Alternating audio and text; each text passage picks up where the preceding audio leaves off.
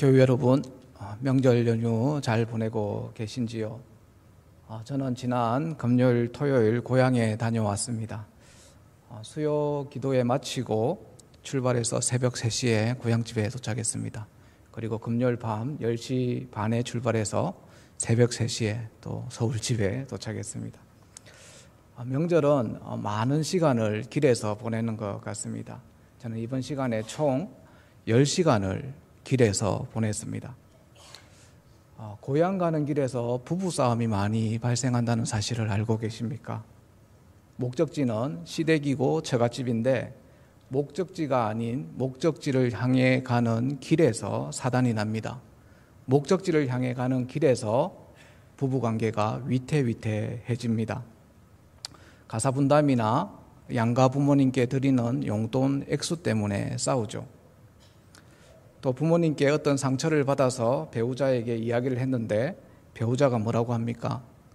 우리 부모님은 틀린 말 하지 않아. 그건 당신 문제야.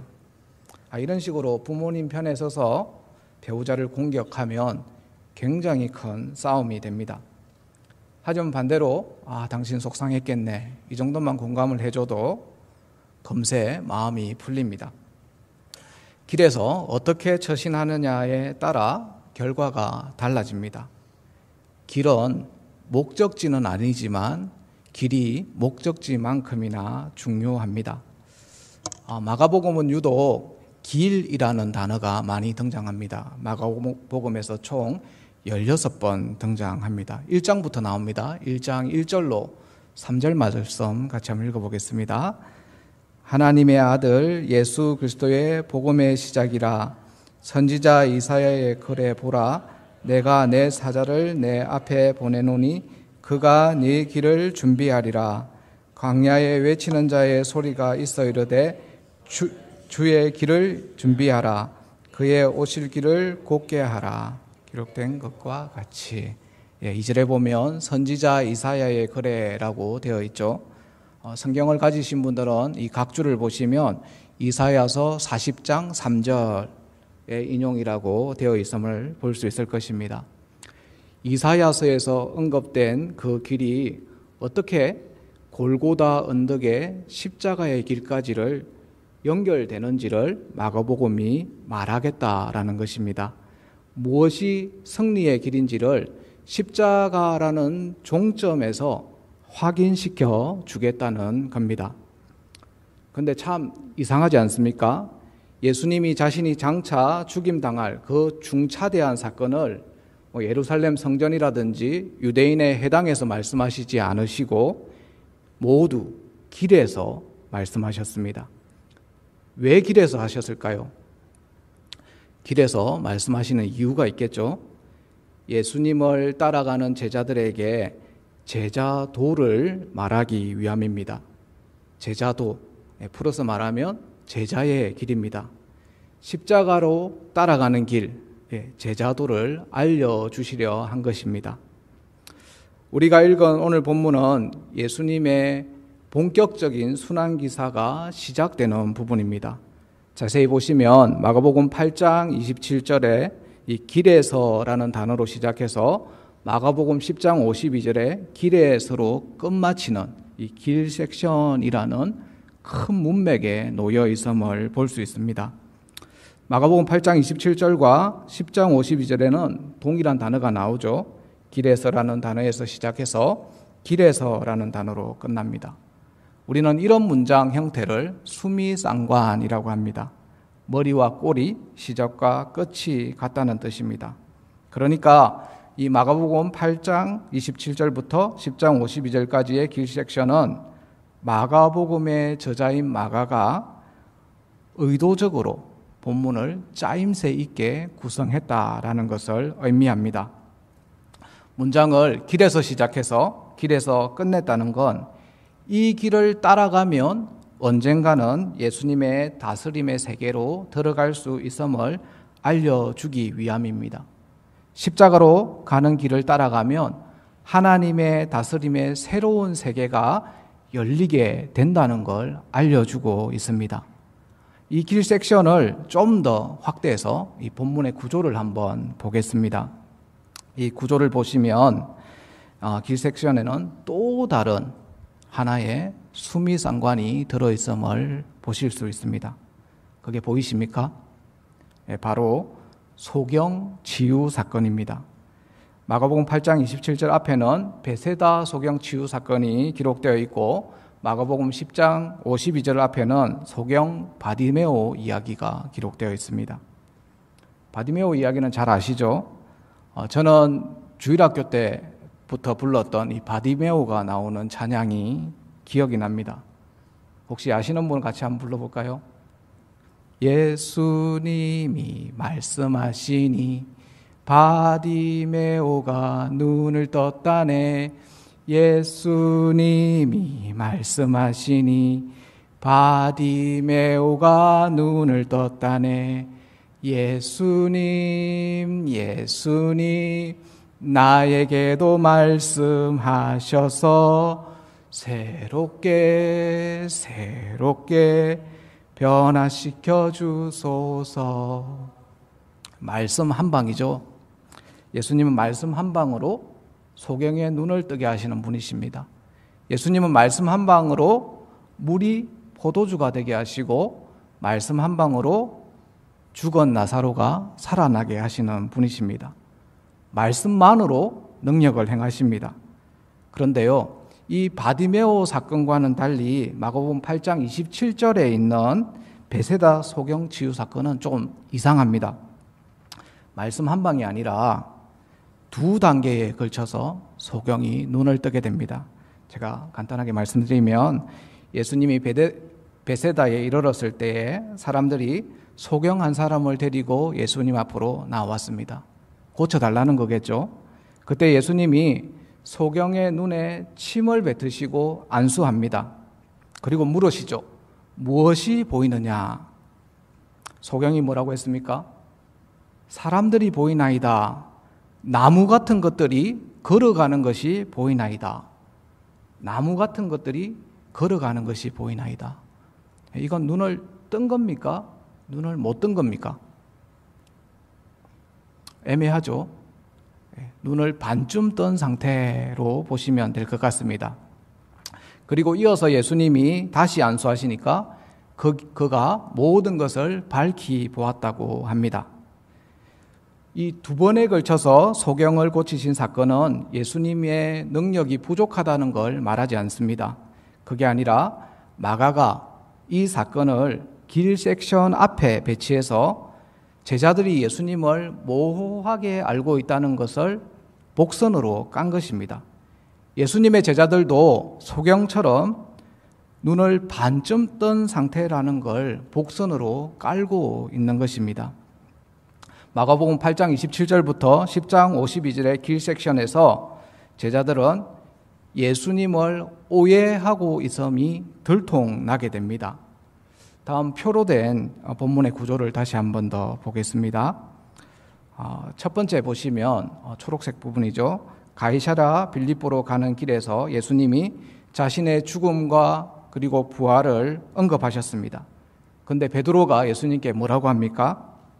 예수를 붙들고 항변하매. 베드로가 예수님을 꾸짖었다라고 합니다. 두 번째, 갈릴리 가버나움을 지나가는 길에서 예수님이 십자가를 또 예고하셨습니다. 그때 제자들이 누가 크냐 서로 쟁론했습니다. 세 번째, 예루살렘을 올라가는 길에서도 예수님이 십자가를 예고하셨습니다. 그때 야고보와 요한이 하나는 주의 우편에 하나는 주의 좌편에 앉혀달라고 요청했습니다. 이걸 보면 이때까지 제자들은 예수님이 누군지 모르고 있습니다. 마치 눈을 반쯤 뜬 소경처럼 예수님을 오해하고 있습니다. 그러나 마지막 여리고로 가는 길에서 예수님이 바디메오의 믿음을 칭찬합니다. 그리고 바디메오가 길에서 예수님을 따르게 됩니다. 바디메오가 완전히 눈을 뜬 것이죠. 이 구조가 뭘 말할까요? 마가복음의 길 섹션은 예수님을 따라가게 되면 보지 못하면서 보게 됨, 부분적 이해에서 완전한 이해, 영적 무지에서 영적 깨달음을 얻게 된다라는 걸 말하고 있습니다. 이게 서론입니다. 서론이 길었습니다. 이제 본격적으로 이제 예수님이 갈릴리에서 예루살렘으로 십자가를 지러 가는 그 여정을 따라서 한번 여행을 떠나보겠습니다. 지도를 한번 보여주십시오. 예수님이 십자가의 고난과 죽음과 부활로 향하는 그 발걸음은 갈릴리부터 시작이 됩니다. 그런데 이 첫 행성지로 예수님이 갈릴리에서 남쪽 예루살렘으로 향하시는 것이 아니라 북쪽 가이사랴 빌립보로 향합니다. 그 다음에 다시 갈릴리 가버나움으로 내려오셨다가 쭉 요단강을 따라서 예루살렘으로 올라가시고 여리고로 가시는 순서입니다. 이 예수님의 첫 번째 방문지는 가이사랴 빌립보 지역입니다. 가이사랴 빌립보는 헤롯 왕이 거주하는 곳입니다.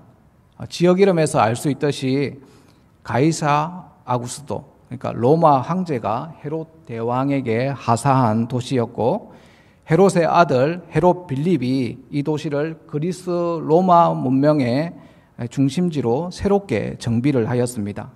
그래서 헤롯 빌립은 황제를 기린다는 의미에서 그 도시 이름을 가이사랴라고 불렀고, 지중해 연안에 많은 가이사랴와 구별하기 위해서 빌립보라는 이름을 붙였습니다. 그리고 이 도시를 수도로 정했습니다. 또 이곳은 화폐를 추조할 수 있는 특권까지 보유하고 있었습니다. 그러니까 이 가이사랴 빌립보라는 지역은 정치 경제의 중심지라고 할 수 있습니다. 다음 그림을 한번 보여주십시오. 이 가이사랴 빌립보에는 풍요와 다산 그리고 살림의 신인 판이라는 신의 신전이 있었습니다. 이 신전은 하얀 대리석으로 지었고 크고 웅장했습니다. 그림 왼편에 있는 것이 판 신전이고 가운데 있는 게 황제 숭배 신전입니다. 정리하면 이 가이사랴 빌립보라는 지역은 정치 경제의 중심지였을 뿐만 아니라 종교의 중심지였다고 볼 수 있습니다. 그렇다면 왜 예수님이 십자가 여정을 시작하시면서 첫 번째 행선지로 이 가이사랴 빌립보로 가셨을까요? 아시다시피 예수님의 주 사역지는 갈릴리에서 예루살렘으로 내려가시는 그 땅과 주변 지역이었습니다. 그런데 왜 뜬금없이 예루살렘과 반대 방향인 가이사랴 빌립보로 올라가셨을까요? 왜 이스라엘의 정치, 경제, 종교의 중심지로 제자들을 데리고 가셨을까요? 그 이유는 자신이 누구인지를 묻기 위함이었습니다. 21절에 이렇게 질문합니다. 예수와 제자들이 빌립보 가이사랴 여러 마을로 나가실새 길에서 제자들에게 물어 이르시되 사람들이 나를 누구라 하느냐. 예수님은 제자들을 데리고 가이사랴 빌립보 여러 마을을 둘러보셨습니다. 그리고 물으십니다. 제자들아, 세상의 부요함과 화려함과 웅장함을 뽐내는 저 이방 신전과 황제 신전을 봤지? 예수님은 이렇게 당대 최고의 도시와 신전을 보여주신 후 제자들에게 자신의 정체성을 묻고 계십니다. 사람들이 나를 누구라 하느냐? 이에 제자들이 대답합니다. 28절이죠. 사람들이 예수님을 세례 요한이라 하는 이들도 있고 더러는 엘리야, 더러는 선지자 중 하나라고 합니다. 유대인들은 예수님을 목베어 죽은 세례 요한이 다시 살아났다고 생각했습니다. 더러는 메시아의 길을 예비하는 엘리야로, 더러는 모세와 같은 선지자로 오해하고 있었습니다. 그러니까 예수님을 이스라엘 역사에서 스쳐갔던 수많은 선지자 중 한 사람으로 오해한 것입니다. 예수님은 이 대답을 들으시고 이어서 다시 질문하십니다. 그게 29절, 30절 말씀입니다. 또 물으시되 너희는 나를 누구라 하느냐? 베드로가 대답하여 이르되 주는 그리스도시니이다 하매. 여기서 너희라고 번역된 헬라어는 강조 용법입니다. 앞서 예수님의 정체성에 대한 사람들의 대답이 중요한 게 아니라 중요한 건 예수님을 따르는 너희들, 제자들이 나를 누구로 생각하는지가 중요하다는 질문입니다. 이때 베드로가 대답합니다. 뭐라고 합니까? 베드로가 대답하여 이르되 주는 그리스도시니이다. 이 고백은 기본적으로 적법한 징후입니다. 그런데 정답이라고 말하기에는 좀 찜찜합니다. 왜냐하면 30절 때문이죠. 이 고백과 똑같은 고백이 마태복음에 기록되어 있는데 마태복음에서 했던 베드로의 고백, 주는 그리스도시요 살아계신 하나님의 아들이니이다.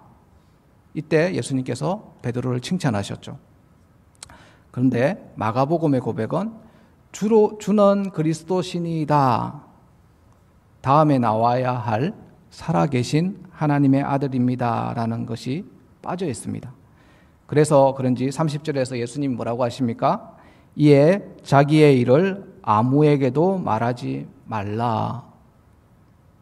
예수님의 침묵 명령이 뒤따릅니다. 무슨 뜻이냐면 네가 아는 그 그리스도를 말하지 마. 그런 그리스도를 전하면 안 된다는 말입니다.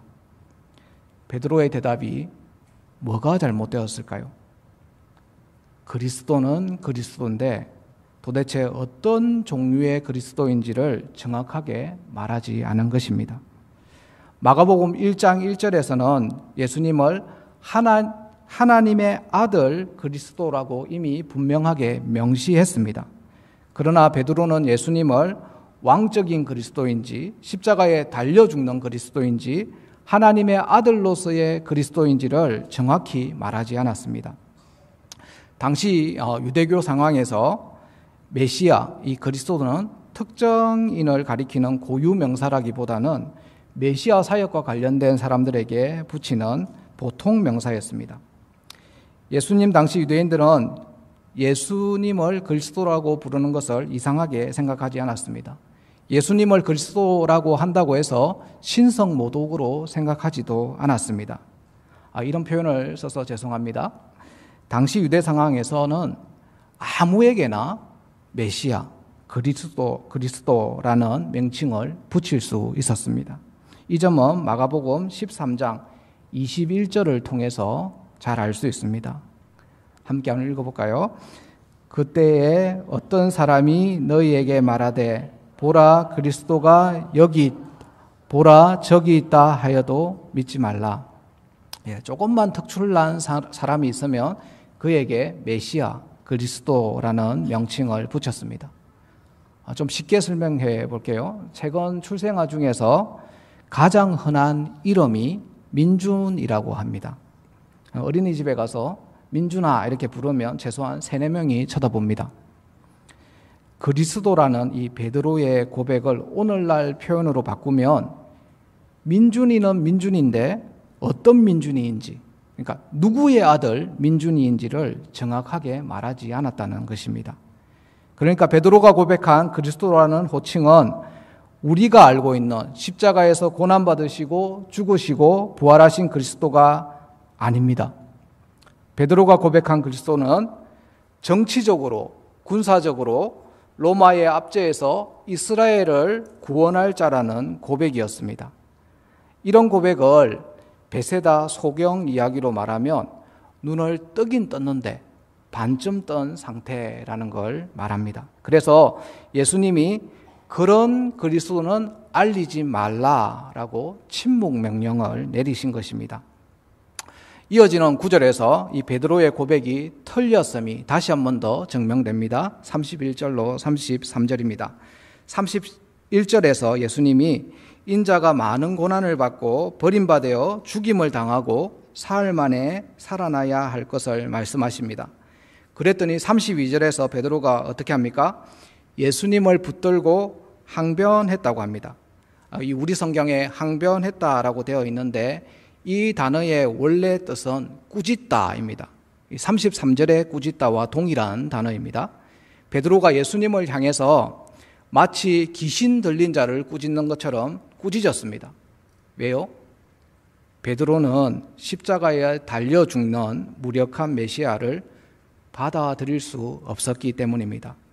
베드로가 생각하는 메시아는 로마를 정복하고 흩어진 유대인들을 모아서 다윗 시대의 그 영광을 재현할 메시아였기 때문입니다. 그러자 예수님은 33절에서 역으로 베드로를 꾸짖으시죠. 사탄아, 내 뒤로 물러가라. 이 꾸짖음에서 우리는 예수님이 지금 길에서 말씀하고 계시다는 것을 기억해야 합니다. 사탄아, 내 뒤로 물러가라.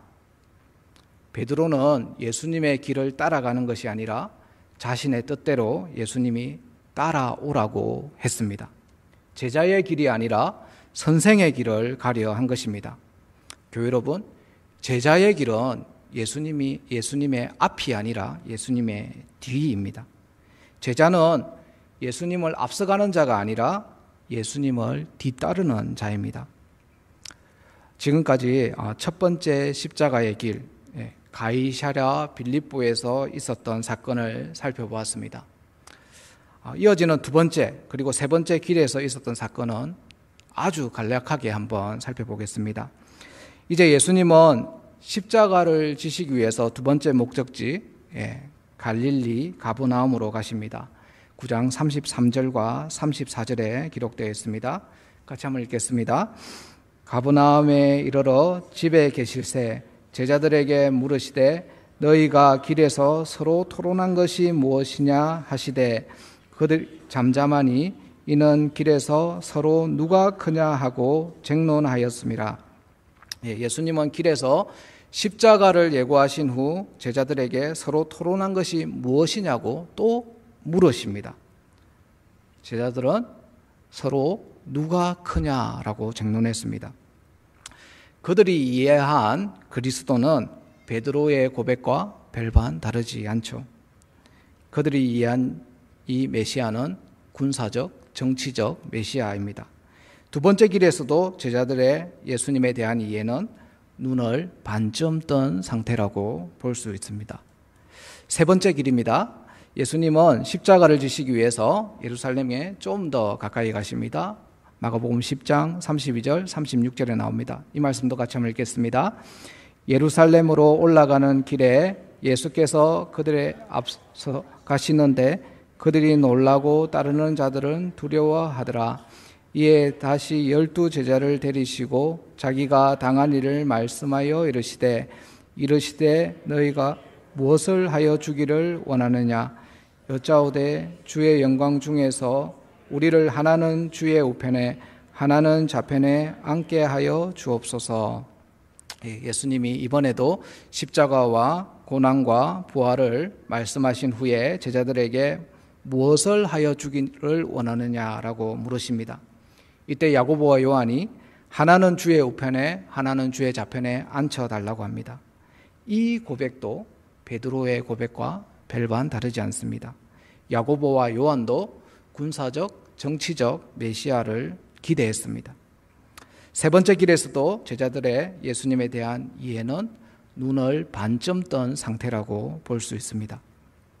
이런 눈을 반쯤 뜬 제자도는 드디어 바디메오 이야기에서 끝이 납니다. 예수님은 여리고로 지나가는 길에서 바디메오를 만납니다. 바디메오는 사람들이 잠잠하라 꾸짖었음에도 불구하고 예수님을 향해 외쳤습니다. 다윗의 자손 예수여 나를 불쌍히 여기소서. 예수님을 통해서 고침받아야겠다는 강한 열망을 드러냈습니다. 그때 예수님은 바디메오의 이 믿음을 칭찬하시며 눈을 뜨게 했고 온전히 보게 하셨습니다. 그랬더니 바디메오가 길에서 예수님을 따랐습니다. 바디메오는 예수님의 제자는 아니었지만 참된 제자도를 보여주었습니다. 지금까지 우리는 갈릴리에서 예루살렘으로 향하는 길에서 예수님의 질문과 제자들의 대답을 살펴보았습니다.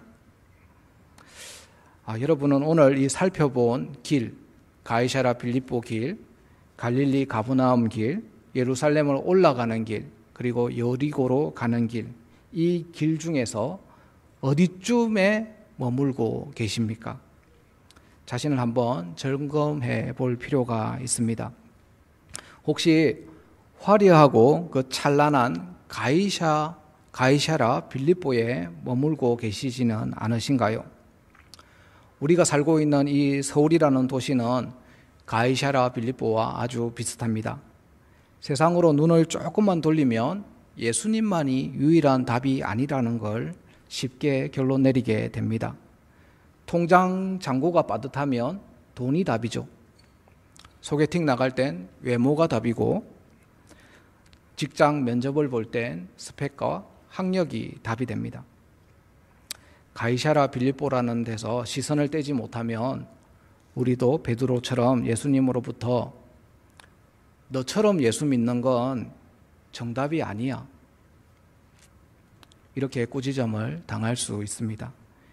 예수님만이 우리가 따를 유일한 답이라고 고백할 수 있는 교우님들 다 되시기를 바랍니다. 또 누가 크냐 싸웠던 갈릴리 가버나움 길에 머물러 있진 않으신가요?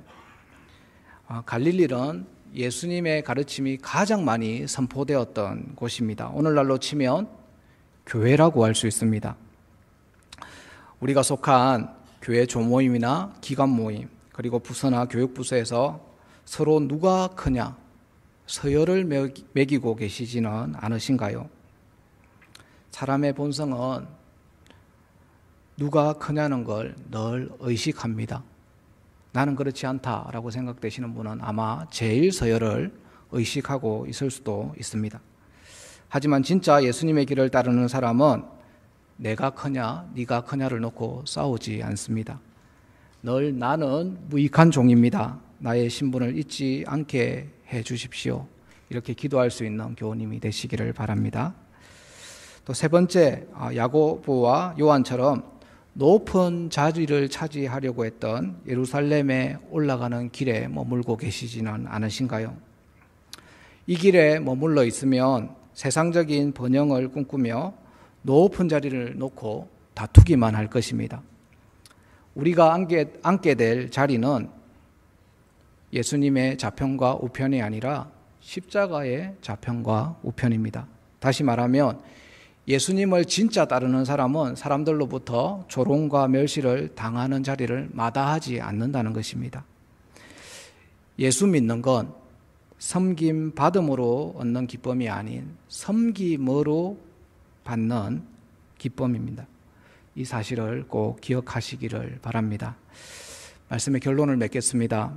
교회 여러분, 예수님의 길을 따라가길 원하십니까? 그렇다면 바디메오처럼 완전히 눈을 떠야 됩니다. 아니, 예수님이 눈을 뜨게 해 주셔야 합니다. 혹시 지금 나의 신앙 상태가 눈을 반쯤 뜬 상태라고 낙심하거나 좌절하지는 마시기 바랍니다. 바디메오처럼 예수님을 향해서 이렇게 외치시면 됩니다. 다윗의 자손 예수여, 나를 불쌍히 여기소서. 기도하실 때마다 이렇게 한번 부러지져 보시기 바랍니다. 지금 우리가 예수님을 따르는 길 위에 있다면 그곳이 가이사랴 빌립보든 가버나움이든 여리고든 상관없습니다. 언젠가는 바디메오처럼 눈을 밝히 뜨게 될 것이기 때문입니다. 좌절하지 말고 예수님의 길을 따라가고 있는지만 점검하시기 바랍니다. 예수님을 따라 이 성화의 길을 걸어가면 언젠가는 바디메오처럼 눈을 밝히 떠서 예수님을 정확히 알고 예수님이 가신 그 십자가의 길을 걷고 있는 자신의 모습을 발견하게 될 것입니다. 찬양팀 올라와서 함께 찬양하겠습니다. 예수 믿으면 복 받는다, 부자 된다, 일이 잘 풀린다, 자녀가 잘 된다. 물론 틀린 말은 아닙니다. 그러나 정답도 아닙니다. 이런 신앙 수준은 베세다 소경처럼 눈을 반쯤 뜬 상태라고 할 수 있습니다. 정답은 예수님의 뒤에 있는가, 그걸 확인하는 것이죠. 주의 발자취를 따름이 즐거운 일이고 행복한 일이고 든든한 일입니다. 우리 기쁜 마음으로 찬송하며 즐겁게 주의 발자취를 따라가겠다라는 찬양을 함께 부르겠습니다.